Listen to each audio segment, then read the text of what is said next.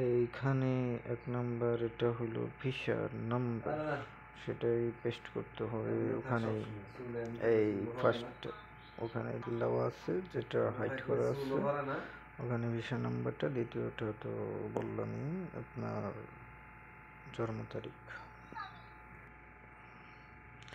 দ্বিতীয় অপশনটা দিয়ে লইবেন। এখানে 2টা অপশন আছে, 2 নাম্বারটা মেরে দিয়ে তারপরে, নইলে প্রথমটা যদি হাজি থাকে সেটার ভিতরে শুধু আপনার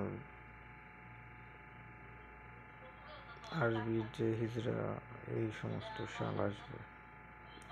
তারপরে ট্রানজিট আপনার কোড আছে 4 অক্ষরের, ওই কোডটা দিয়ে তারপর ইন্ডিভিজুয়ালি দিলেই আপনার অর্ডার নাম্বার আসে পড়বে।